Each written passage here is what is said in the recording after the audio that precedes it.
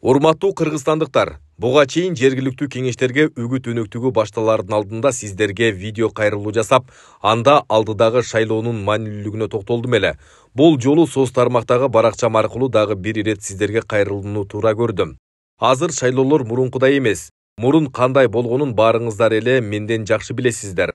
Карусель дегенди колдонуп, бюллетендерди таңгактап урнага таштаган учурлар болгон. Азыр анын бири жок. Бардыгы автоматташтырылган. Бишкекте же облустардын борборунда туруп, аргыл айылдардагы өздөрүнүн жергиликтүү кеңештеринин депутаттарын шайлай алышат.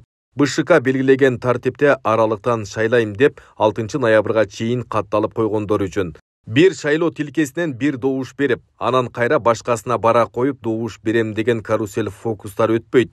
Санарип системасы тигил же бул жаран кайсыл шайлоо тилкесинен добуш бергенин дароо көрсөтүп коет. Өлкө боюнча бардык шайлоо тилкелеринде видео байкоо камералар коюлган. Алар БШКнын башкы имаратынан түздөн түз көрүнүп турат.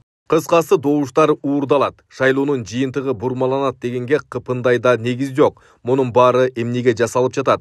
Элибиздин эң башкы конституциялык укугун ишке ашыруусун камсыз кылуу үчүн жасалып жатат. Шайлоолордун чоң кичинеси болбойт. Жергиликтүү эле кеңештердики деп жерибеңиздер. 17 ноябрда шайланып келген депутаттар биринчилерден болуп эле жерлерден элдик курултайдын делегаттарын шайлашат. Андыктан элдик курултайдын курамдык сапаты сиздер шайлай турган жергиликтүү кеңештердин депутаттарынан көз каранды болот. Курултайда кайсыл гана маселе болбосун көтөрүп чыга алышат. Сөз эркиндиги жок, бизге кысым болууда деген айрым журналист сымалдар, блогер сымалдар бар. Ошолорго айтарым, өзүңөрдүн аймактан, шаарлардан, айылдардан курултайга делегат болуп шайланып келиңиздер.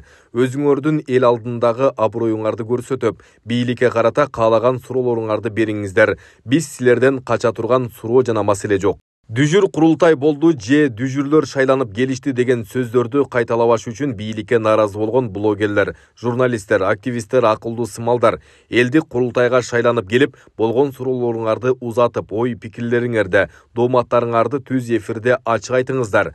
Курултайдын делегаттарын шайлоого бийлик мамлекеттик түзүмдөр кийлигишпейт. Элдик курултай бул бийлик менен элдин ортосундагы диалог. Мындан артык дагы кандай диалог керек силерге? Өткөн курултайларда айтылган көйгөйлөрдү чечип келе жатабыз. Ошол эле мектеп, бала бакча, турак жай маселелери айтылган. Бул багытта кандай иштер аткарылганын жана аткарылып жатканын билесиздер. Бул айылда, тигил шаарда жол начар, ал жок, бул тартыш дегендердин бардыгына көңүл буруп аткарып келе жатабыз. Дагы бир жолу кайталайм. Курултайда делегаттар каалаган маселесин көтөрө алат. Кыргызстанда сөз эркиндиги болуп келген жана боло берет. Каалаган сөзүңдү ачык айта бер. Элдин баары эле айтып атат. Эч кимге тыюу жок. Азаттык, Кактус, Поликлиника, Клуб сыяктууларга тиешелүү. Болгону жалган айтпа, бирөөгө курулай жала жаппа, жеке аброюна шек келтирбе, элди козуткан жалган маалыматтарды таратпа. Европа жана Америка өлкөлөрүнөн качкын макамын алыш үчүн өз өлкөңдү, өз элиңди жамандаба.